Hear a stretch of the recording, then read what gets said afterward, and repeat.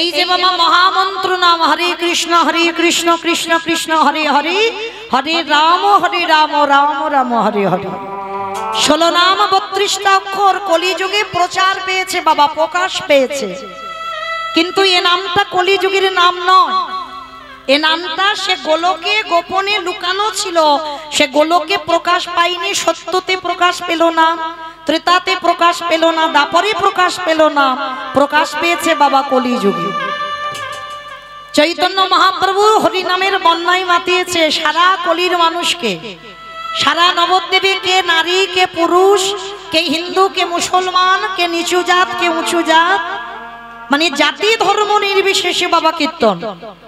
এইটা মনে রাখতে হবে। দেখবেন বাবা এখানে যদি যাত্রা নাটক হতো না, তাহলে মা দেখতে মাঝখান থেকে বাঁশ বেঁধে দেওয়া হতো, একদিকে নারী একদিকে পুরুষ। এটা হয় দেখবেন যখন যাত্রা, বড় বড় যাত্রা থিয়েটার হয়, তখন বাঁশ বেঁধে দেওয়া হয় বা দড়ি বাঁধা হয়, একদিকে নারী একদিকে পুরুষ। কিন্তু কীর্তন দেখেন সব একাকার হয়ে আছে।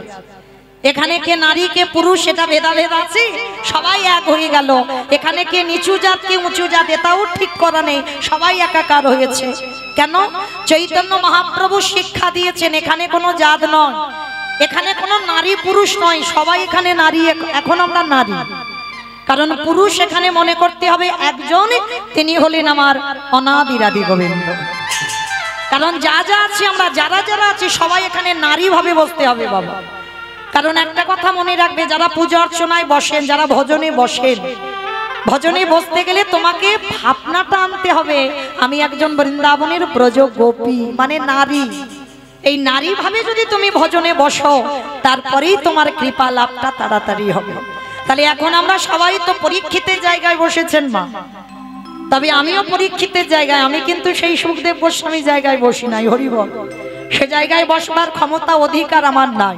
তাহলে পরীক্ষিতের জায়গায় বসে বাবা চৈতন্য মহাপ্রভু নদিয়াতে এসেছিল, কিন্তু মায়ের পরিচয় নয়, এসেছিল বাবার পরিচয়। ভালো না? আপনারা কি বলেন, বাবার পরিচয় এসেছিল ভগবান না মায়ের পরিচয় এসেছিল? যারা কীর্তন কীর্তন শোনেন বা বোঝেন, তত্ত্বজ্ঞানী, বাবার নাম জগন্নাথ মিশ্র, মার নাম শচী ঠাকুরানী। তা আমরা যে নিমাইকে একটা নাম ধরে ডাকি, বাবার নাম অনুসারে ছেলের নাম হয়েছে জগদানন্দন, আর মায়ের নাম অনুসারে ছেলের নাম হয়েছে সচিদানন্দন। তাহলে বলেন কোন নামে বেশি পরিচিত আমার নিমাই? মায়ের নামে বেশ। এইবার আমরা জানবো বাবা, ভগবান তো তিনি কলিযুগের ভগবান, সত্যতে নারায়ণ, ত্রেতাতে রাম, তারপরে কৃষ্ণ। তাহলে তিনি কলিযুগের ভগবান হয়ে তিনি মায়ের পরিচয়ে পরিচিত হলেন। আর আপনারা আমরা কলির মানুষ হয়ে যেখানেই বাবা খাতা কলমে লিখতে যাও না কেন, যে মা 10 মাস 10 দিন গর্ভে ধরেছে সে মায়ের নাম কোথাও নেই। ভালো করে তাকিয়ে দেখেন, সব জায়গায় গিয়ে বলবে তোমার বাবার নাম কি। আর যে বাবার নাম বলতে পারবে না বাবা, তার কত কৈফিয়ত দিতে হবে, তার জন্মের ঠিক নেই, কত গালিগালাজ শুনতে হবে।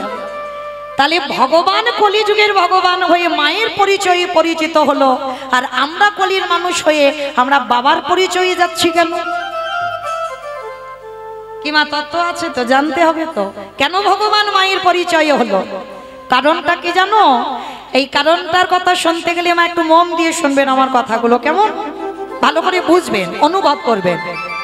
স্বামী বিদেশে থাকে, 1 মন থেকে 2 মন যেন হয় না বাবা। স্বামী বিদেশে থাকে, 6 মাস পরে পরে বাড়িতে ফেরে। আর 6 মাস পরে পরে কোন বছর বাবা 1 বছরও হয়ে যায়। তো ছোট্ট বাচ্চা ফেলে রেখে বাবা চলে গেছে বিদেশে কাজে, তাই 1 বছর পরে বাবা ফিরে এসেছে। মা কিন্তু ছেলেটাকে মানুষ করছে, বাবা টাকা পয়সা পাঠিয়ে দিয়ে বাবা শেষ হয়ে গেল, মা কিন্তু কোলে পিঠে ছেলেটাকে মানুষ করলো। তার ছেলে তখন সেই ছেলে ফেলে রেখে চলে গেছে, ছেলে এখন কথা বলতে শিখে গেছে, হাঁটতে চলতে শিখে গেছে। তা বাবাকে চেনে, বাবা যেদিন ফিরছে ছেলে তো ধুলো কাদাবালি মেখে খেলাধুলা করছে। তা খেলতে খেলতে যেই না বাবা এসেছে, দূর থেকে ছোট্ট বাচ্চাটা দেখতে পেয়েছে। তা বাচ্চাটা দেখে কি করেছে জানো? অনেকদিন পরে তো বাবা আসছে, তো খেলা অবস্থায় সেই ধুলো কাদাবালি মেখেছে, সেই অবস্থাতে ছুটে গিয়ে বাবার কোমরটাকে সবে জড়িয়ে ধরতে যাবে। সঙ্গে সঙ্গে বাবা কি করেছে জানো? ছেলের হাত দুটো ধরে বলছে, আরে দাঁড়া দাঁড়া দাঁড়া দাঁড়া, এই বাবা তো বিদেশ থেকে আসছে, ভালো দামি কাপড় স্যুট জামা প্যান্ট পরে আছে, হ্যাঁ অনেক দামি, অনেক টাকা দাম। তার ছেলে কাদামে কে আছে, গ্রামের বাড়ি। স্বামী যদি দিল্লি বোমে কাজ করে তাহলে ভালো দামে জামা কাপড় পরে আসবে তো, আর গ্রামে আসবে। ছেলে তো কাদামে কে খেলছে, আর যেই না বাবার কোলে উঠতে গেছে বাবা হাত দুটো ধরেছে, দাঁড়া দাঁড়া, একদম আমার কোলে উঠবি না। এই ধুলো কাদাওয়ালি মেখে আছিস, আগে যা মায়ের কাছে পরিষ্কার হয়ে আয়। আর মা যদি পরিষ্কার করে দেয় তারপরে আমি তোকে কোলে নিয়ে ঘুরতে যাব, তার আগে আমি তোকে কোলে কখনোই নেব না, আগে মার কাছে যা। হরি বল। আর মা তখন কোথায় জানো, সারাদিন সংসারে হাড় খাটুনি খেটে, স্বামী তো থাকে না, একার সংসার, সারাদিন খাটা খাটুনির পর সবে দুটো খাবে বলে বেলা গড়িয়ে গেছে, বসেছে। হরি বল। আর যখনই বসেছে ছোট্ট ছেলেটা কাঁদতে কাঁদতে মার কাছে এসেছে। তা মা সবে এক গ্লাস তুলতে যাবে, দেখে না ছেলের সামনে দাঁড়িয়ে কাছে। মা সঙ্গে সঙ্গে মুখ থেকে আর খাবারটা দেওয়া হলো না, থালাতে রেখে দিয়েছে। খোকা, এই খোকা, কিরে বাবা কি হয়েছে, কে তোকে মেরেছে, তুই এমন করে কাঁদছিস কেন, আয় আয় আমার কাছে আয়। খাওয়া কিন্তু হলো না, মা থালাটা সরিয়ে রেখেছে, ছেলে কাঁদছে তো, ছেলেটা ওই ধুলো কাদাবালি মেখে আছে, সেই অবস্থাতে মা কি করেছে, কোলে করে তুলে নিয়েছে। কোলে করে তুলে নিয়ে বলছে, কিরে বাবা কে বকেছে, কে মেরেছে তোকে, হ্যাঁ নাকি কে কি বলেছে, কাঁদছিস কেন? ও মা, বাবা বাড়িতে আসছে। বাবা বাড়িতে আসছে, এ তো ভালো কথা, তা কাঁদছিস কেন তুই? জানো মা, আমি খেলছিলাম, খেলতে খেলতে ছুটে গেলাম একটু বাবার কোলে উঠবো বলে। আমার বন্ধুরা তারা তো সবাই বাবার কোলে উঠে কত ঘুরতে যায়, আনন্দ করে। আমি যেই না বাবার কোলে উঠতে গেলাম, বাবা আমার হাত দুটো সরিয়ে দিয়ে বলল, আগে মার কাছে যা, মা যদি পরিষ্কার করে দেয় তারপরে তোকে কোলে নিয়ে ঘুরতে যাব, তার আগে নয়। ওই জন্য আমি কাঁদতে কাঁদতে চলে এসেছি। বাৎসল্য প্রেমময়ী মা আমার নিজের খাবার থালাটা সবাইয়ে দিকে, মা নিজের খাতে ছেলেটার হাত মুখ ধুইয়ে, ভালো দামি জামা কাপড় পরিয়ে, কপালে বড় একটা কাজলের টিপ দিয়েছে। মা কিন্তু খাইনি বাবা, ফেলে রেখেছে ছেলের আদর করতে গিয়ে। ছেলেটাকে কোলে নিয়েছে, ততক্ষণে স্বামী বাড়িতে ঢুকছে। ছেলেটাকে সাজিয়ে গুজিয়ে দিয়ে বলছে, কি গো, ছেলেটা একটু কাদা ধুলো মেখে ছিল বলে কোলে নিলে না, হাত ধরে ঠেলে দিলে। তুমি জানো ছেলেটা কত কষ্ট পেয়েছে? যাও, তোমার সঙ্গে পরে আমি কথা বলবো, আগে ছেলেটাকে নিয়ে একটু তুমি ঘুরে এসো তো দেখি। হরি বল। কি বুঝলে বাবা এতক্ষণ যে কথাটা বললাম? প্রথম তত্ত্বটা বলি, বাবা হচ্ছে বিশ্বের স্রষ্টা মালিক ভগবান, এটা তত্ত্ব বলছে, বাবা ভগবান। আর সেই ভগবানের কাছে যেতে গেলে ওই গুরুরূপী মার কাছে শুদ্ধ হতে হবে। আরে গুরুরূপী মা যদি পরিষ্কার করে দেয় তবে পিতারূপী ভগবানের কোলে উঠতে পারবে।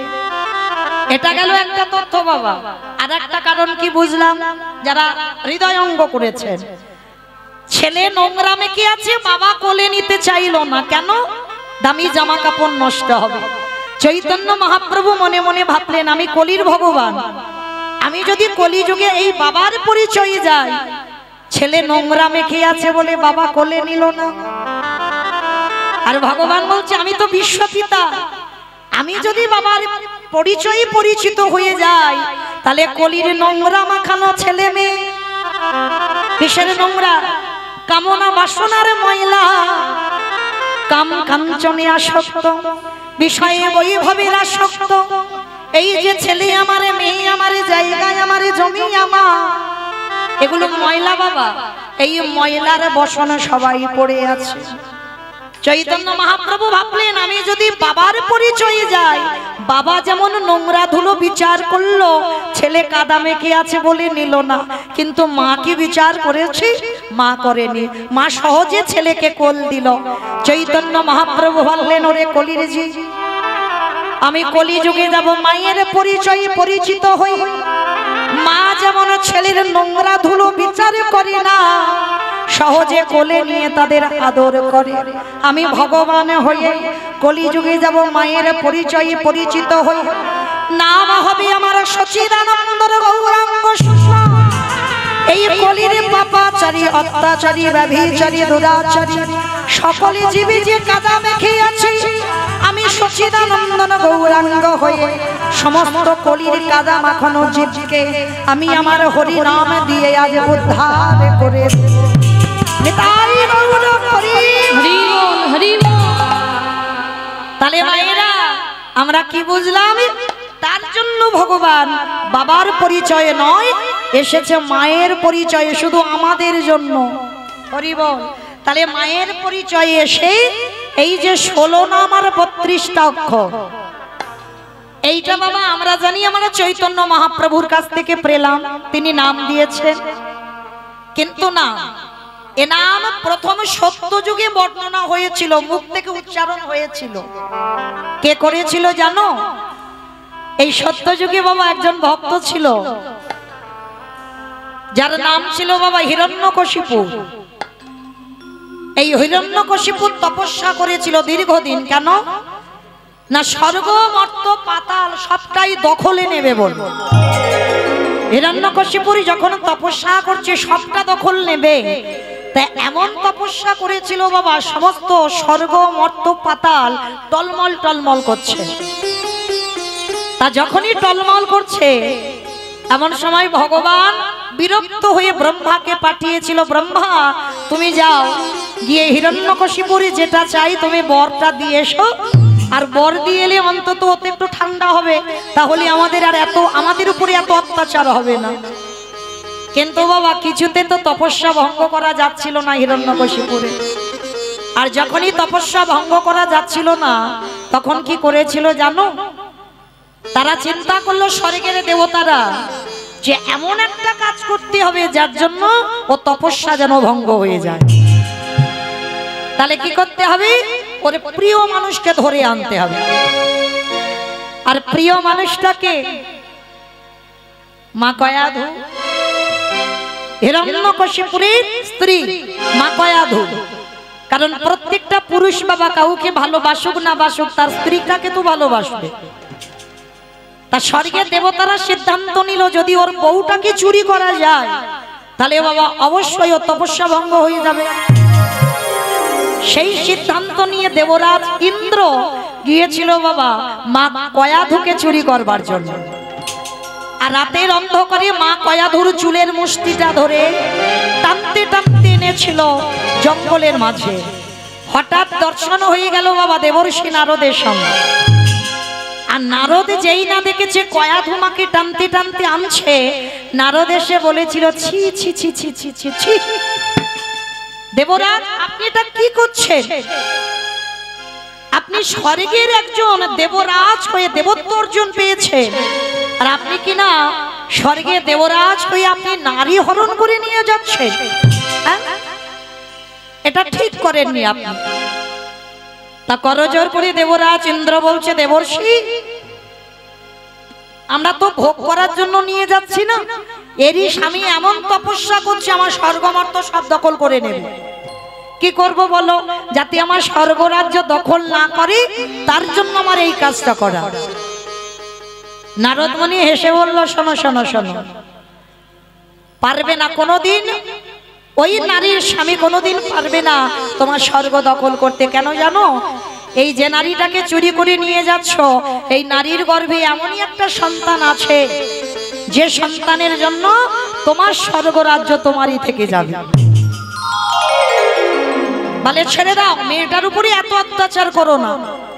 তা যেই না কয়াধুমাকে জঙ্গলে ফেলে গেল, এইবার দেবরাজ তো চলে গেল, কিন্তু সমাজ কি চোখে দেখবে কয়াধুমাকে? কি মাইরা, যদি কোনো নারীকে রাতের অন্ধকারে তুলে বাবা জঙ্গলে ছেড়ে দেওয়া হয়, কেউ কি বলবে তাকে সতী নারী? সমাজ এমনই একটা সমাজ, শুধু এখনকার সমাজ নয় বাবা, তখনকার দিনেও ছিল। সমাজ দ্বিচারিণী বলবে, কলঙ্কিনী বলবে, অসতী বলবে। তার জন্য কি করেছিল জানো? এই দেবর্ষি নারদের কাছে প্রার্থনা করেছিল মা কয়াধু, আপনি বলে দেন, আমি তো বাড়িতে ফিরতে পারবো না, স্বামী যতদিন না ফেরে, তাহলে আমি আশ্রয় পাবো কোথায়? দেবর্ষি নারদ বলেছিল, একটা কাজ করেন, আমার এই জঙ্গলে মা একটা আশ্রম আছে, কৃপা করে তোমার যতদিন মনে হয় আমার এই আশ্রমে থাকে। আর হ্যাঁ, ওই একটু পুষ্প চয়ন করে দেবে, তুলসী পাতা চয়ন করে দেবে, চন্দন ঘষে দেবে, একটু সাধু সেবা, একটু গোবিন্দ সেবার আয়োজন করবে। প্রত্যেক দিন মা কয়াধু কর্মগুলো করে, আর নয়ন জলে বক্ষ যুগল ভাষা। একদিন নারদ এসে প্রশ্ন করছে, আচ্ছা মা তোমার কিসের কষ্ট? ও, আমি জানি তোমার স্বামীর কথা মনে পড়ছে, তাই বুঝি কাঁদছো? না। তাহলে তুমি তোমার সংসারের জন্য কাঁদছো? না। তা কয়াধু বলছে, দেবর্ষি তুমি তো নারদ, তুমি তো ভগবানের কাছে থাকো, তাহলে সত্যি কি যে তুমি জানো না আমার কাঁদার কারণটা কি? নারদ মুনি হেসে বলছে, মা কয়াধু, আমি জানি তুমি কেন কাঁদছো। কি মায়েরা, এখানে অনেক তো ভক্ত আছি আমরা, বলতে পারবেন প্রতিদিন কয়াধু কেন কাঁদতো? কয়াধু কাঁদতো তার একটাই কারণ, তিনি ছিল গর্ভে সন্তান নিয়ে। যদি ওই সন্তানটা সাধুদের আশ্রমে জন্ম দেয়, তাহলে সাধুদের মুখে চুনকালি লেপন হয়ে যাবে, সবাই বলবে এরা সাধু নামে ভণ্ড। একটা নারীকে ওদেরই আশ্রমে রেখে ওই নারীর সন্তানটা ওই আশ্রমে জন্ম নিয়েছে, এই কথা ভেবে কয়াধু মা সর্বদাই কাঁদে। তা নারদ মুনি মাথায় হাত দিয়ে বলেছিল, কয়াধু কেঁদো না, কথা দিলাম আমি নারদ, আমার কথা হয় নারদ, আমি বলছি এ সন্তানের এখানে জন্ম হবে না। শুধু এখানে কেন, যতদিন না ওর বাবা ফেরে ততদিন ও ছেলে ভূমিষ্ঠ হবে না। আপনারা আমরা বলি বাবা 5 বছরের ছেলেটা ভগবত কৃপা পেল, বলেন তোমার ছেলেটা কি পেয়েছিল? বাবা হলো বীজ, মা হলো ক্ষেত্র বা মাটি। যে বীজটা বপন করেছিল মাটিটা কেমন হয়েছে সেটা তো দেখতে হবে কি বাবা, না হলে 5 বছরে কৃপা পেত? হিরণ্যকশিপু তপস্যা করেছিল 5000 বছর, আর ওই 5000 বছর প্রহ্লাদ ছিল মাতৃ জঠরে। একটা বছর নয়, 2 বছর নয়, 10 মাস তো আমরা রাখতে পারি না। এখন বৈজ্ঞানিক পদ্ধতি বাবা 10 মাসের আগে তুলে নিতে হবে সন্তান। আর প্রহ্লাদ মা কয়াধুর গর্ভে 5000 বছর ছিল, আর কয়াধু মা সাধু সেবা করেছিল, বৈষ্ণব সেবা করেছিল, প্রতিনিয়ত তুলসী চন্দন গোবিন্দ চরণে দিত। হ্যাঁ গো, 5000 বছর যে সন্তানের এমন আচরণ যার মায়ের, সে সন্তান কি কোনোদিন অসৎ হবে? ওই জন্য প্রত্যেকটা মাকে খেয়াল রাখতে হবে আমি মাটা কেমন, কারণ আমার জন্য আমার ছেলে পরবর্তীতে আমার শিক্ষায় শিক্ষিত হবে। কারণ প্রথম শিক্ষা বাবা দেয় না, প্রথম শিক্ষা মা দেয়। আজকে যেই না 5000 বছর তপস্যা করার পরে ফিরে এলো, আর যেদিন এলো তার আগের দিন কয়াধু মা তার রাজ্যে ফিরে এলো। আর স্বামী আসার পর প্রহ্লাদের জন্ম হলো, বিচারিণী হলো না, অসতী হলো না, কলঙ্কিনীও হলো না। তা যখনই জন্ম হলো, আর জন্মাবার পর থেকেই বাবা প্রহ্লাদ তো বিষ্ণু ভক্ত। ওই যে মাটি ভালো। আর হিরণ্যকশিপুর বাবা বিষ্ণু বিদ্বেষী ছিল। কেন? ওরই দাদা হিরণ্যাক্ষকে বধ করেছিল ভগবান বরাহ রূপ ধারণ করে। ভালো করে ভাবেন বাবা, 2 ভাইয়ের জন্য ভগবানের 2টো অবতার। হিরণ্যাক্ষকে মারবার জন্য ভগবানের বরাহ রূপ, হিরণ্যকশিপুরকে মারবার জন্য ভগবানের নৃসিংহ অবতার। তাহলে কত বড় ভক্ত ছিল 2 ভাই। শুধু বাবা বাইরেটা দেখলে তো বিচার করলে হবে না, তলিয়ে ভাবার নাম তত্ত্ব ভিতরে দেখতে হবে। হরিবল, এরা তো সেই স্বর্গের জয় বিজয়। অপরাধের জন্য আজকের এই শাস্তিগুলো পেয়ে যাচ্ছে। কারণ যদি ভগবানের সঙ্গে মিত্রতা করতো বাবা 7 জনম টাইম লাগতো, কিন্তু ভগবানের সঙ্গে যদি শত্রুতা করে তাহলে 3 জনম উপেক্ষা করেই কৃপা হয়ে যাবে। ভগবান এমনি এমনি বাবা অবতার হয়নি 2 ভাইয়ের জন্য। এবার প্রহ্লাদকে বাবা জন্ম থেকেই বিষ্ণু ভক্ত আর বাবা বিষ্ণু বিদ্বেষী। কেমন ঘটনাটা ঘটছে দেখো, বাবা ভগবানকে ভালোবাসে না, দু চোখে দেখতে পারে না, আর সন্তানের প্রাণ সন্তানের জীবন হচ্ছে ভগবান। যার জন্য বাবা ছেলেকে কত রকম করে মারার চেষ্টা করেছিল আপনারা জানেন, এটা আমার বলতে হবে না। পাগলা হাতির পায়ের তলায় ফেলে দিল মা, জ্বলন্ত আগুনে ফেলে দিল, বড় পাহাড় থেকে প্রহ্লাদকে ফেলে দিয়েছিল। আবার বিষধর সাপ, যে সাপের মুখে পড়লে ছেলে আর বাঁচবে না, সেই সাপের মুখে ফেলে দিয়েছিল, তবু বাবা ছেলেটা মরেনি। ছেলে যখন মরছে না বাবা, বাবা একটা সিদ্ধান্ত নিয়েছিল, বলে এত রকম চেষ্টা করে ছেলে যখন মরে না, আমি একটা কাজ করব। কি কাজ? মা কয়াধুকে ডেকেছিল, কয়াধু এদিকে এসো, সত্যি করি একটা কথা বলবি আমার? বলো স্বামী। সতী নারী যারা হয় প্রতিবাক্য পালন করে, বলো তুমি আমার কাছে কি জানতে চাও? আচ্ছা আগে বলো তো, তুমি আমাকে বেশি ভালোবাসো না তুমি তোমার ছেলেকে বেশি ভালোবাসো? কি বাবা, একটা মাকে যদি কোনো পিতা প্রশ্ন করে, তার স্বামী যদি প্রশ্ন করে, হ্যাঁ গো গিন্নি তুমি আমায় বেশি ভালোবাসো না তুমি তোমার ছেলেটাকে বেশি ভালোবাসো, আমা কি বলবেন? ছেলেটাকে ভালোবাসি বেশ, কারণ আমরা মা তো। এখানে যদি বাবা ভোট করা যায়, প্রত্যেকটা মা বলবে, বেশিরভাগ, হয়তো অনেকে বলবে স্বামী ভালোবাসি, কিন্তু বেশিরভাগ বলবে আমি সন্তান ভালোবাসি। কারণ যে মা 10 মাস গর্ভে ধরে, সে মা জানে এর জ্বালা, এর যন্ত্রণা, এর বেদনাটা কত। কিন্তু কয়াধুকে যখন জিজ্ঞাসা করেছিল, বলো তোমার ছেলেকে বেশি ভালোবাসো না তুমি আমাকে বেশি ভালোবাসো, এক বাক্যে কি বলেছিল জানো? কয়াধু এক বাক্যে বলেছিল, আমি আমার সন্তান নয়, আমি তোমারে ভালোবাসি।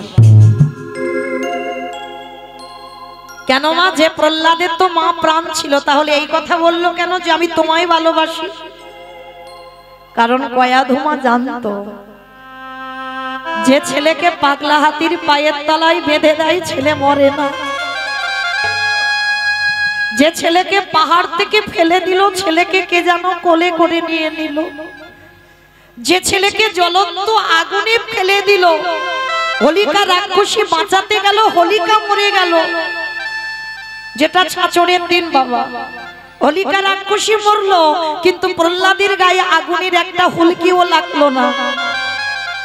বিষধর সাপের মুখে দিল, আমার ছেলে মরলো না। তাহলে মা কয়াধু ভাবলো, আমার ছেলের সঙ্গে কেউ নেই, কিন্তু আমার ছেলের সঙ্গে আমার হরিবন্ধু আছে।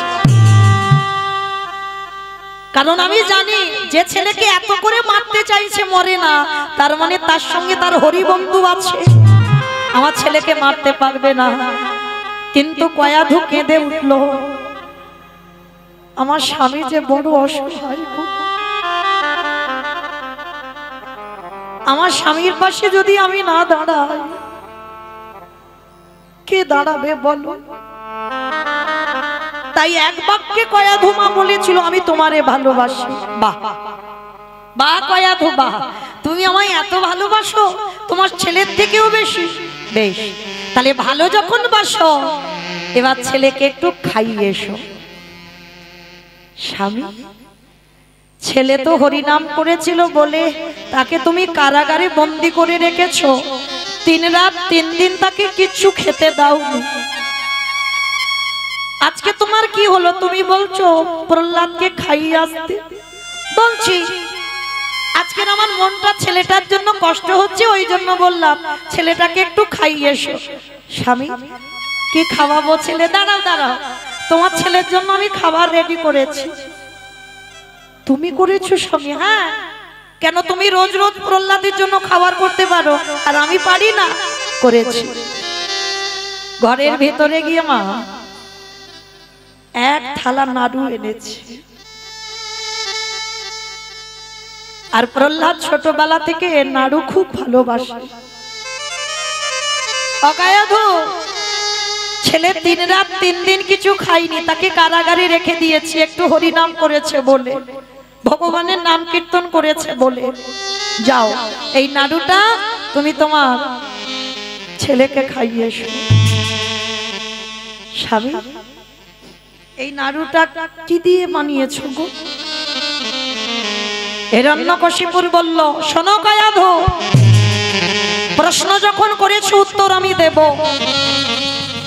এই যে নাড়ুটা বানিয়েছি এর বাইরে আছে ক্ষীর, আর এই প্রত্যেকটা নাড়ুর ভিতরে আছে কালকূট বিষ।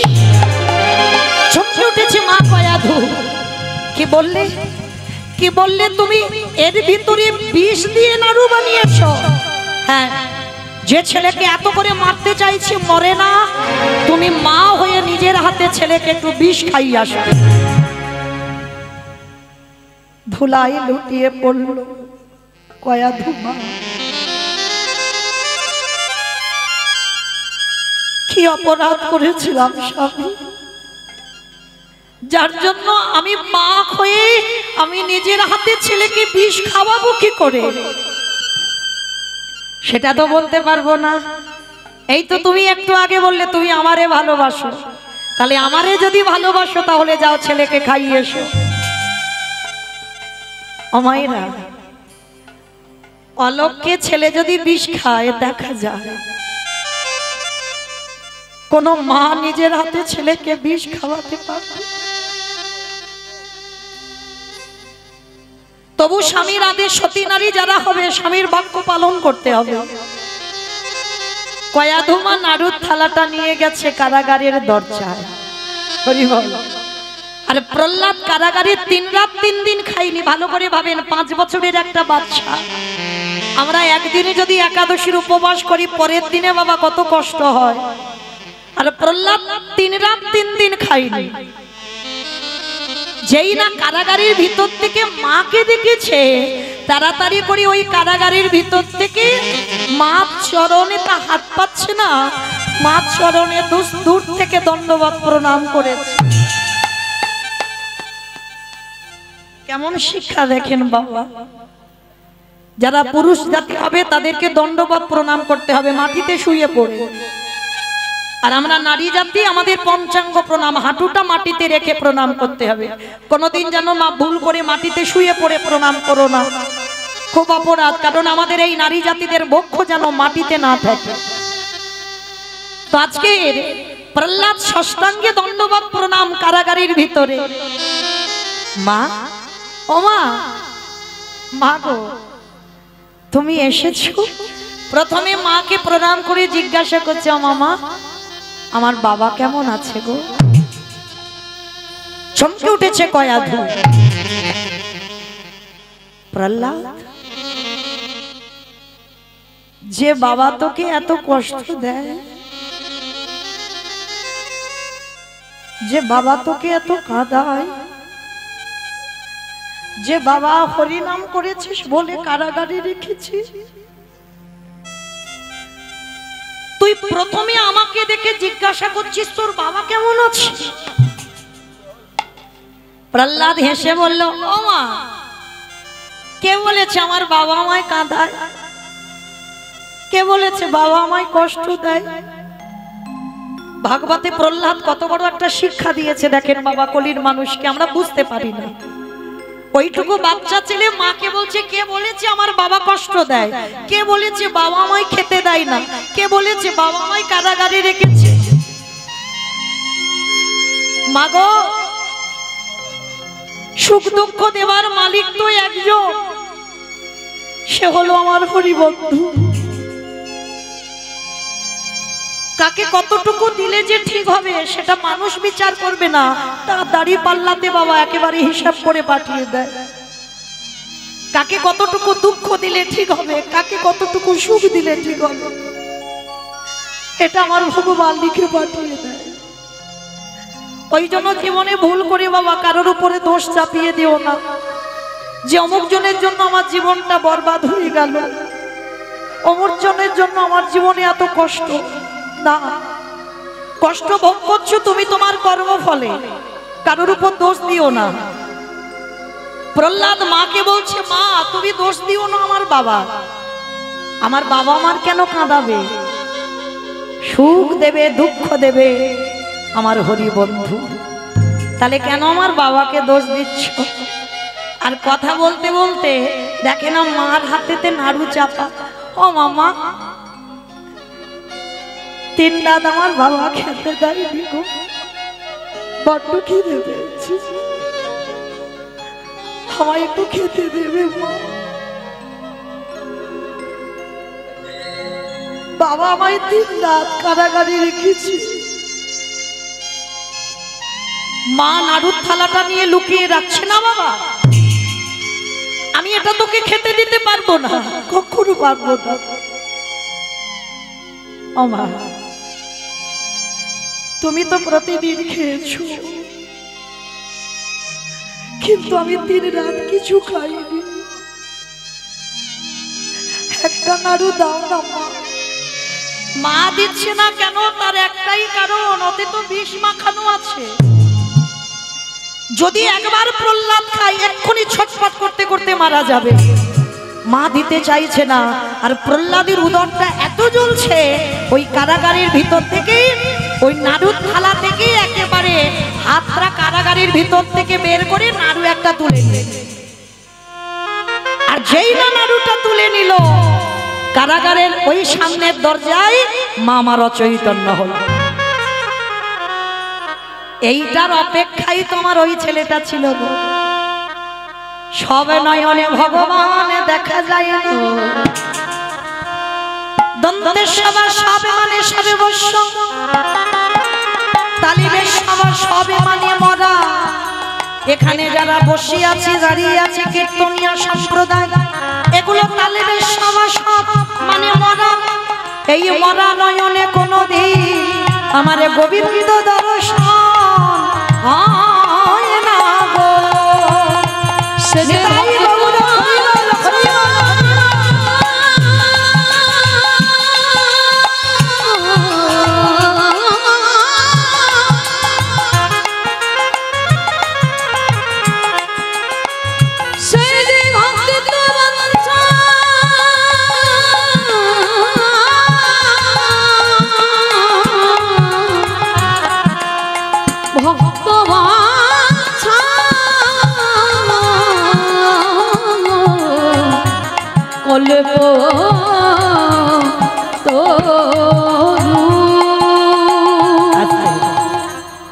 যেই না বাবা প্রহ্লাদ ওই নাড়ু একটা তুলে নিয়ে সবে মাত্র বদনে দিতে যাবে, কারাগারে ভগবান প্রকট হয়ে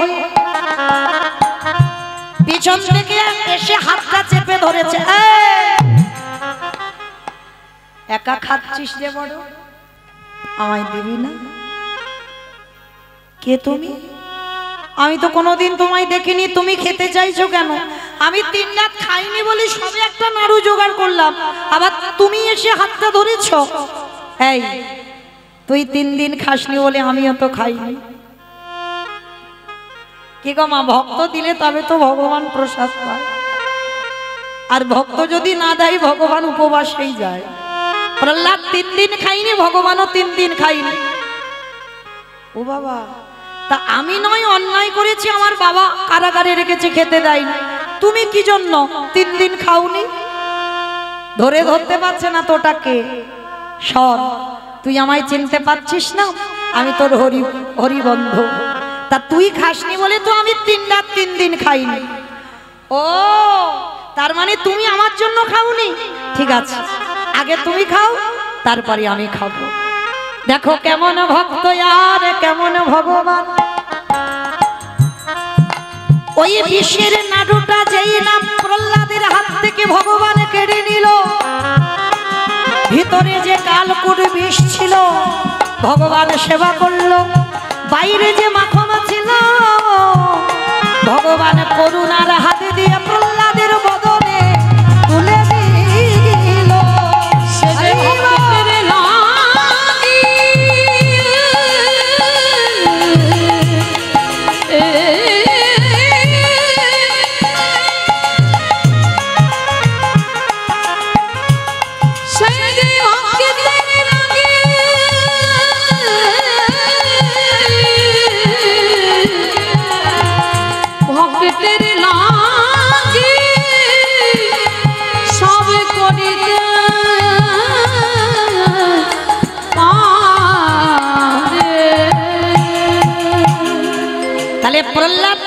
বিষও খাওয়াতে গেল, ছেলে মরলো না। তারপরেই বাবা আপনারা জানেন ওই ফটিক স্তম্ভ থেকে ভগবান নরসিংহ রূপ ধারণ করে হিরণ্যকশিপুকে বধ করেছিল। আর যখনই বধ করে দিল, তারপরে পৃথিবীর দেবতারা, সমস্ত দেবতারা ভয়ে কেঁপে উঠেছিল। ভগবানের ওই নরসিংহ রূপটা দেখে সবাই কাঁপছিল, কিন্তু বাবা একজন ছোট্ট ছেলে খিলখিল করে হাসছে। স্বর্গের দেবতারা ভয়ে কাঁপছে আর প্রহ্লাদ হেসে যাচ্ছে। কেন বাবা হাসছিল? ভগবান তো হিরণ্যকশিপুরের দেহটাকে জানুতে রেখে বক্ষটা বিদীর্ণ করে নাড়ি ভুড়িগুলো হাতে জড়িয়ে ধরে নাড়িগুলো চিবিয়ে চিবিয়ে খাচ্ছে। প্রহ্লাদ হাসছে, স্বর্গের মা লক্ষ্মী তো কেঁপে উঠেছে। আমরা ভয় পাচ্ছি ভগবানের রূপ দেখে, আর ওইটুকু ছেলে ও হাসছে। তা ভগবান ওই নাড়ি ভুড়িগুলো হাতে রেখে, মানে এত ক্রোধ হয়েছিল ভগবানের ওই সময়, কারণ প্রহ্লাদকে অনেক যাতনা দিয়েছে, তো অনেক কষ্ট দিয়েছে, এটা ভগবান মেনে নিতে পারেন, যার জন্য এত রাগা রেগে গেছে। আর যেই না রেগে গেছে বাবা, প্রহ্লাদ হাসছে। আর দেখবেন মা, কোন ব্যক্তি যদি রেগে যায় আর তার সামনে কেউ যদি খিলখিল করে হাসে, আরো রাগ হবে না? ভগবান আরো ক্রোধিত হয়ে যাচ্ছে। এইবার মা লক্ষ্মী মনে মনে ভাবছে প্রহ্লাদ হাসছে, ভগবান আরো রেগে যাচ্ছে, তাহলে কি করব? ভগবানের রাগ কমাতে গেলে যার জন্য ভগবানের এত রাগ, তাকেই কোলে বসাতে হবে। এক উরুতে বাবাকে ধরেছে আর এক উরুতে প্রহ্লাদকে মা লক্ষ্মী গিয়ে বসিয়ে দিয়ে। আর ছোট্ট প্রহ্লাদ যেই না উরুতে বসেছে বাবা, ভগবানের চোখে চোখ দিয়ে ছোট্ট ছেলেটা হাসছে। তা ভগবান একটু শান্ত হয়ে জিজ্ঞাসা করলে, হাসছিস কেন? বলে, ঠাকুর হাসছি কেন জানো? আচ্ছা, তুমি তো ভগবান, ভগবান হয়ে কোনোদিন মাংস খাই? তুমি তো বসে বসে মাংস খাচ্ছ, আমার নর মাংস, মানুষের মাংস খাচ্ছ, এটা কি ঠিক প্রভু? ওই জন্য আমার হাসি পাচ্ছে। তুমি ভগবান হয়ে জগৎকে শিক্ষা দিচ্ছ, ভগবান হয়ে নর মাংস সেবা করছে, তাহলে জগৎ কি শিখবে? ভগবান হেসে বলল, প্রহ্লাদ আমি নর মাংস ভক্ষণ করিনি, আমি দেখছি তুমি চিবাচ্ছ আর তুমি বলছো ভক্ষণ করনি। না প্রহ্লাদ, আমি এই নাড়িগুলো চিবিয়ে চিবিয়ে দেখছি। কেন দেখছো ঠাকুর? যার ঔরসে এমন হরিভক্ত ছেলের জন্ম।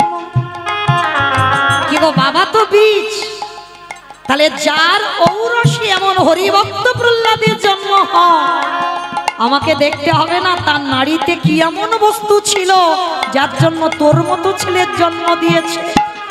ধন্য প্রহ্লাদ, বল তুই আমার কাছে কি চাস? ঠাকুর কিচ্ছু চাই না, আমি যদি কোনো পূর্ণ সঞ্চয় করি, ওই পূর্ণ আমার বাবাকে দিয়ে দাও। ছেলে দেখো কেমন, বেশ ওটা তো হবে, আর কি চাস? তোমার চরণে যেন মনমতি থাকে, আর কিচ্ছু না। আরে ওটা তো আছে, ওর বাইরে কিছু চা? বলে, না ঠাকুর, আর আমার কিছু চাবার নেই। হরি বল। তা ভগবান চলে গেলে, কিন্তু প্রহ্লাদের বাবার মৃত্যুর পর প্রহ্লাদের রাজত্ব শুরু হলো। আর প্রহ্লাদ যখনই ভগবানকে ডেকেছে, তখন কখন ওই নারায়ণ হয়ে এসেছে, কখন ছদ্মবেশে এসেছে, কখন আজকের এই নরসিংহ রূপে এলো, কিন্তু কোনোদিন প্রহ্লাদ লক্ষ্মী নারায়ণ যুগলে দেখে। তা প্রহ্লাদের মনে ইচ্ছা হলো, প্রভু আমি তোমাদের একটু যুগলে দেখতে চাই। তাহলে কি করব? সর্বপ্রথম প্রহ্লাদ সত্য যুগে এইরকম একটা হরিবাসর প্রথম তৈরি করেছিল। আর তৈরি করে মাঝখানে দাঁড়িয়ে চক্ষুটা মোদিত করে হরিনাম করছে। ওই হরিনামের ধ্বনি ভাসতে ভাসতে গেল ব্রহ্মলোকে, তারপরে গেল শিবলোকে, তারপরে গেল ইন্দ্রলোকে। ব্রহ্মা সাবিত্রীকে নিয়ে এলো, শিব মা দুর্গাকে নিয়ে এলো, ইন্দ্র মা ইন্দ্রাণীকে নিয়ে এলো। সবাই এসেছে, কিন্তু বাবা যার জন্য কীর্তন করা সে এখনো আসছেন। আর সব শেষে ওই ধ্বনি গেল বৈকুণ্ঠে। আর যখনই বৈকুণ্ঠে গেল, বৈকুণ্ঠপতি নারায়ণ বলছে, লক্ষ্মী চলো, আমার এক ভক্ত মর্তে হরিনাম করছে, চলো একবার দেখে আসি কেমন গাইছে, কেমন আমার গুণকীর্তন গাইছে, চলো একবার দেখে আসি। হরি বল। মা লক্ষ্মীকে নিয়ে এসে দাঁড়াইছে। প্রহ্লাদ তো চোখ খোলেনি, কারণ যার জন্য কীর্তন সে না এলে চোখ আমি খুলবো না। এসে গেছে ভগবান, পিছনে এসে ডাক দিয়েছে, প্রহ্লাদ। চমকে উঠেছে। কে? যেই না পিছনে তাকিয়েছে, দেখে না বাবা শঙ্খ চক্র গদা পদ্মধারী নারায়ণ। মা লক্ষ্মীকে মামে নিয়ে দাঁড়িয়ে আছে, যে রূপটা দেখতে চেয়েছিল। প্রভু তুমি এসেছো, আমি তো ওই রূপটা দেখতে চেয়েছিলাম। প্রহ্লাদ কি চাস বাবা? ঠাকুর, যে নাম শুনে ব্রহ্মলোকে ব্রহ্মা চলে এলো, যে নাম শুনে শিব শিবলোক থেকে এলো, যে নাম শুনে ইন্দ্র ইন্দ্রলোক থেকে এলো, যে নাম শুনে তুমি বৈকুণ্ঠ থেকে এলে, হে দয়াময়, তুমি একবার আমার মাথায় হাত দিয়ে আশীর্বাদ দাও। এই নামে যদি কোনোদিন ভক্ত গায়, যদি ভক্ত হয়, যদি প্রেম থাকে, অনুরাগ থাকে, ভক্ত যেন পাগলের মতো হরিবাসরে ছুটে আসে। আমি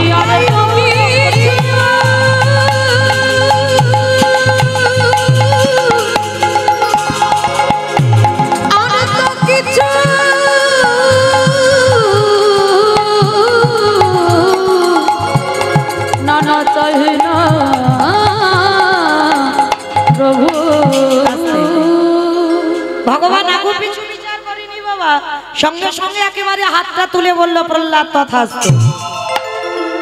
আর যেই না তথাস্তু দিয়েছে, নারদ এসে বলল, হায় হায় হায় হায় হায়, ঠাকুর তুমি এটা কি করলে? তুমি তো সিদ্ধান্ত দিয়ে দিয়েছো আগে থেকে, সত্য ত্রেতা দাপরের মানুষরা এরা যাগযজ্ঞ ব্রত পূজা ধ্যান তপস্যা করবে, তাহলে এই যে প্রহ্লাদকে আশীর্বাদ দিলে, এবার কি হবে? হরিনাম হবে কবে?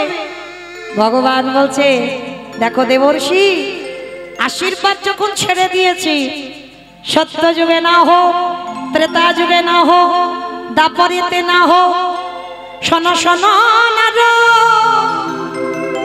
যে আশীর্বাদ আমি প্রহ্লাদকে দিলাম, যেদিন নদী আর মাটিতে আমি গৌরী অবতারে যাব, আমি কথা দিলাম সেই দিন এই হরিনাম প্রকাশ পাবে।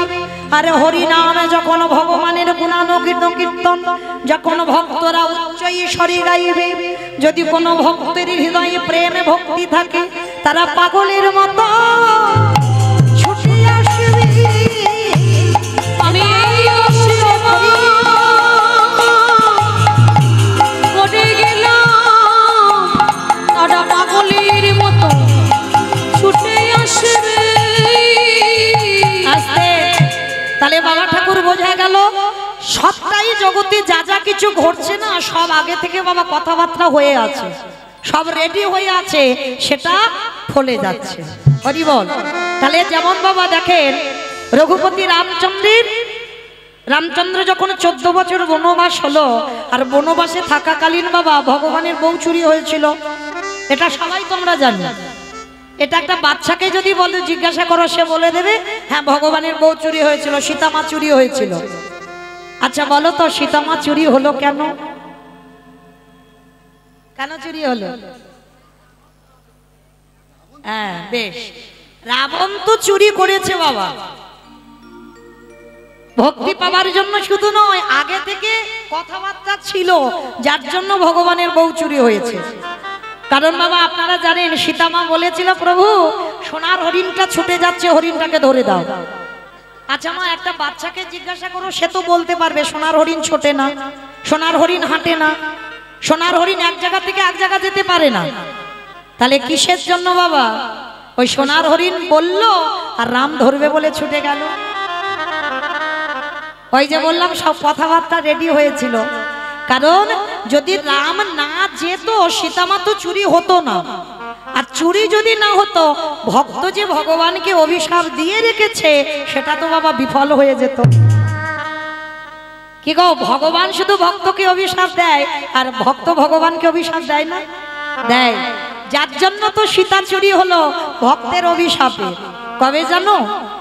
সেই যে বাবা যেদিন নারদ মুনি সিদ্ধান্ত নিয়েছিল বাবা কোনোদিন বিয়ে থা করবে না, মানে সংসার করবে না, ব্রহ্মচর্য আজীবন পালন করবে। কিন্তু এই নারদ মুনি একজনকে দেখে খুব ভালো লেগেছিল। কে জানো? অম্বর ঋষির কন্যা।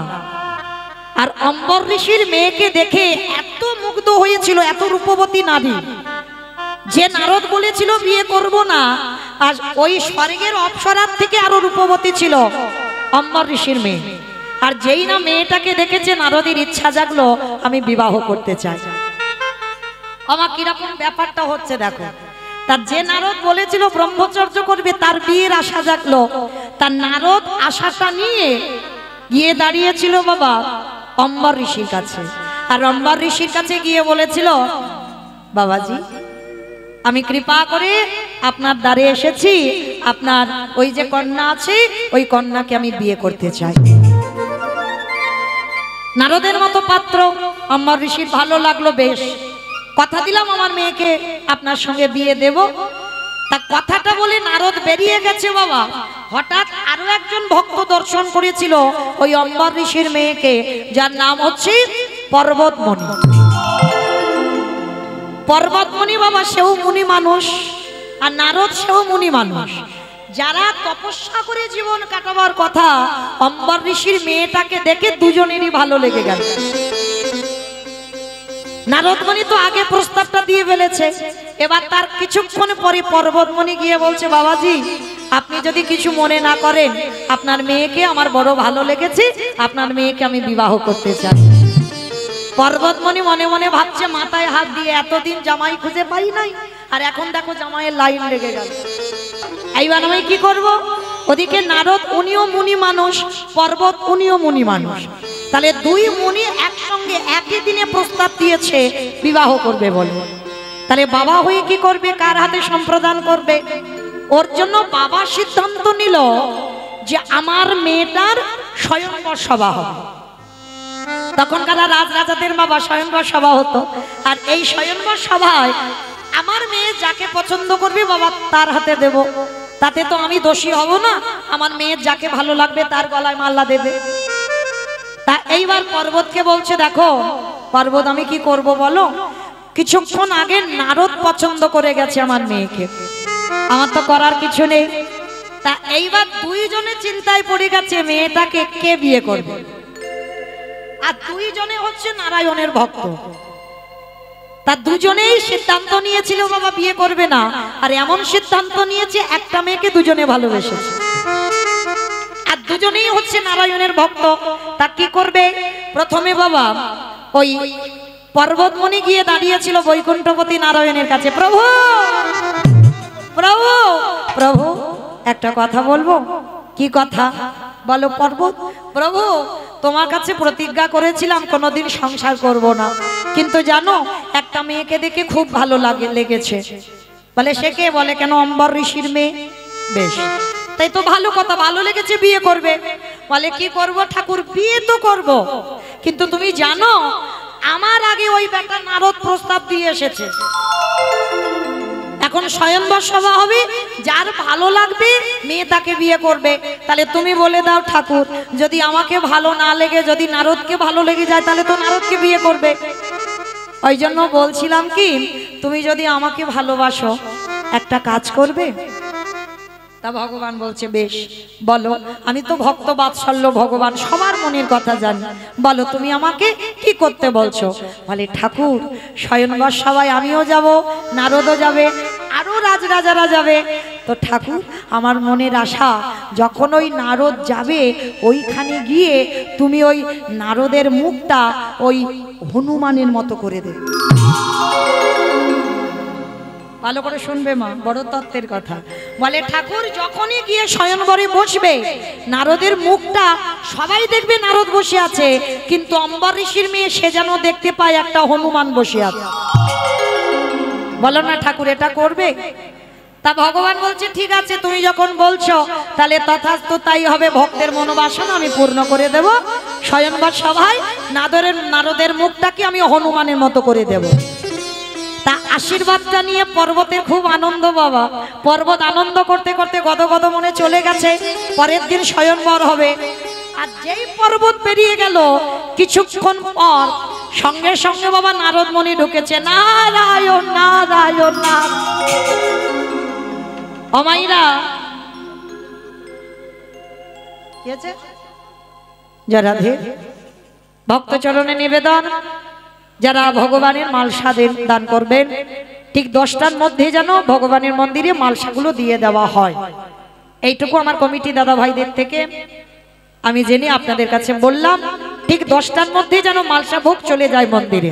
যারা দেবেন নিতাই গৌর প্রেমানন্দে হরি বল হরি বল হরি বল। এইবার নারদ মুনি গিয়ে ঠাকুরের কাছে করজোড় করে, আচ্ছা বাবা ভগবান কি কিচ্ছু জানে না? হরি বল, সব জানে, ওর ইচ্ছাতে তো হচ্ছে এইগুলো। তাই এবার নারদ মুনি গিয়ে এদিক ওদিক করে বলছে, ঠাকুর একটা কথা বলবো। কি কথা নারদ? ও ঠাকুর, একটা মেয়েকে খুব ভালোবেসে ফেলেছি। বাবা নারদ, তুমি আবার ভালোবেসেছো? বলে কি করব বলো ঠাকুর, বলেছিলাম বিয়েটা করবো না, কিন্তু মেয়েটাকে দেখে ভালো লাগলো, ওকে আমার চাই। বলে কে? বলে কেন? অম্বর ঋষির মেয়ে। ভগবান শোনা মাত্র নিজে আসনে বসেছিল, চমকে উঠে। একটু আগে পর্বত এসেছিল, আবার একটু পরে এ বেটা এসেছে, দেখি কি বলে। বলে ঠাকুর কি হয়েছে জানো? আমি যাকে ভালোবাসলাম তোমার আর এক ভক্ত পর্বতকে তাকে ভালোবাসতে হলো, ওই জন্য তো স্বয়ংবর সভা হচ্ছে। কি করব ঠাকুর, যদি আমাকে ভালো না বেসে যদি পর্বতের গলায় মালা দেয়? ওই জন্য বলছিলাম কি একটা কাজ করে দেবে? বলো নারদ কি করতে হবে? ঠাকুর যখন ওই স্বয়ংবর সভায় আমি গিয়ে বসবো, ওইখানে গিয়ে তুমি ওই পর্বতের মুখটাকে ভল্লুকের মতো করে দেবে। কিরম বদমাস দেখেছো? এ চেয়ে গেল হনুমান করে দিও, আর এ গিয়ে চাইছে পর্বত যেন ভল্লুক হয়ে যায়। ভগবান তো সবার, ও চোরের হয়, ও সাধুরও হয়। হ্যাঁ, ও চোরেরও হয়, ও সাধুরও হয়। এইবার যেই না নারদ চেয়েছে, ভগবান বলছে তথাস্তু তাই হবে। ওমা যেমন দেবর্ষি নারদ সর্বঘাটের কাঁঠালি কলা, আর এই ব্যাটাও তো তাই। এরা কি করেছে, যেই না স্বয়ংবর সভায় গিয়ে বসেছে, দুটো লাইন করেছে, অনেক রাজরাজারা মুনি ঋষিরা গিয়ে বসেছে, আর একদিকে পর্বত আর একদিকে নারদ। মাঝখানে চেয়ারে সিংহাসনে বসে আছে অম্বর ঋষির মেয়ে। মালাটা হাতে দিয়েছে, মালাটা হাতে দিয়ে মনে মনে চিন্তা করছে কি করা যায়। যাচ্ছে বাবা লাইন দিয়ে, তো সবাই বসে আছে, আর মেয়েটা গিয়ে দেখছো মা, একদিকে ভল্লুক বসে আছে আর একদিকে হনুমান। দেহটা মানুষ, কিন্তু একজনের মুখ হচ্ছে হনুমানের মতো আর একজনের ভল্লুক। ওমা এরা দুজন কারা বুঝতে পারছি না তো। সারা যত রাজরাজারা ছিল সব ঘুরে এসেছে, আর আমার ভগবান কি করেছে, সবার মাঝখানে বসে আছে। মানে উনি বিচারক তো, সবার বিচার করে, কিন্তু ওনার বিচার করবার লোক নাই, কারণ ওনার বিচার উনি নিজেই করে নেয়। তো এইবার দেখেন ভগবান মাঝখানে বসেছে, আর সবাই তো ধারে ধারে বসেছে। আর মেয়েটা কি করেছে, মালাটা নিয়ে ঘুরতে ঘুরতে একদিকে হনুমান একদিকে ভল্লুক দেখেছে, আর তাদের মাঝখানে আমার ভগবান বসেছিল। আর যখনই ভগবান বসেছিল, একেবারে মালাটা মেয়েটা নিয়ে ভগবানের গলায়, যেই না ভগবানের গলায় পরিয়ে দেওয়া, কারণ মেয়েটা ছোটবেলা থেকেই তোমার ভগবানকে ভালোবেসেছে। ও যে যতই ভালোবাসুক না কেন, তা কারোর গলায় তো মালা দেবে না। ভগবানের গলায় যেই না মালাটা দিয়েছে, নারদ আর পর্বত দুজনে উঠে বলে উঠল, প্রভু ছি ছি ছি ছি ছি ছি। এইটাই যদি তোমার মনে ছিল যে আমরা দুজনে যাকে ভালোবাসি তুমিও তাকে ভালোবাসো, একবার যদি বলতে, তাহলে তো আমরা বলতাম না। আমি তো বলতাম না যে ওকে ভল্লুক করে দাও, আর পর্বত বলছে আমি তো বলতাম না যে ওকে হনুমান করে দাও। তুমি বললেই ফুরিয়ে যেত যে অম্বর ঋষির মেয়েকে তুমি ভালোবাসো, কেন এই কাজটা করলে? তবে শোনো ঠাকুর, আমাদের সঙ্গে যেমন তুমি চালাকি করলে, আজকে তুমি সত্যি কথা বলতে পারলে না।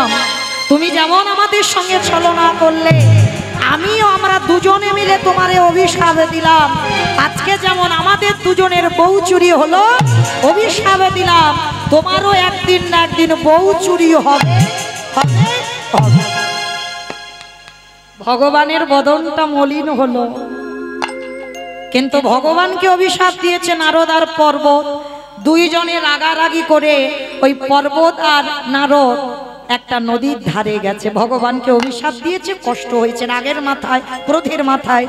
তা যেই না গিয়েছে ওই জলের মধ্যে নিজেদের মুখ দুটোকে দেখেছে। নারদ দেখছে আমি হনুমান, আর পর্বত দেখছে আমি ভল্লুক। এইবার নিজেরা নিজেদের অনুতপ্ত হচ্ছে, আমরাই তো ভুল করেছি, আর ভুল করে আমরা তোমার উপরে সাজা দিয়ে দিলাম। কারণ কোনো মেয়ে কি চাইবে কোনো হনুমানের গলায় মালা দিতে? কোনো মেয়ে কি চাইবে কোনো ভল্লুকের গলায় মালা দিতে? তাই তো তোমার গলায় মালা দিয়েছে, ভুল আমাদের হয়েছে। কাঁদছে দুজনে দাঁড়িয়ে দাঁড়িয়ে। ভগবান গিয়ে বলছে দাঁড়াও দাঁড়াও দাঁড়াও, কেঁদো না, তোমাদের অভিশাপ তো আমি মাথা পেতে নিয়েছি, তবে হ্যাঁ আমার বউ চুরি হবে বটে, কিন্তু যেদিন আমার বউ চুরি হয়ে যাবে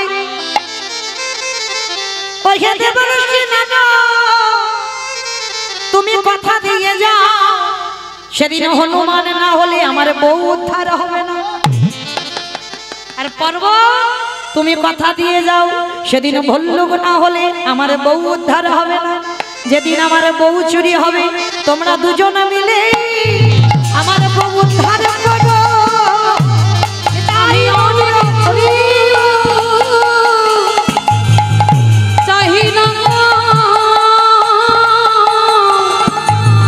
সেদিন তোমরা দুজনে মিলে বউ উদ্ধার করো। তাহলে মায়েরা কি জানলাম কি শুনলাম? পৃথিবীতে যা যা কিছু ঘটনা ঘটবে সবই আগে থেকে বাবা পরিকল্পনা হয়ে আছে। তাই তো আজকে সেই ঘটনাগুলো আমরা পড়ি, সেই ঘটনাগুলো আমরা জানতে পারি। তাহলে মায়েরা আজকে সেই চৈতন্য মহাপ্রভু নদিয়ায় এসে কি করছে? কেহ বলে পুরাবিতে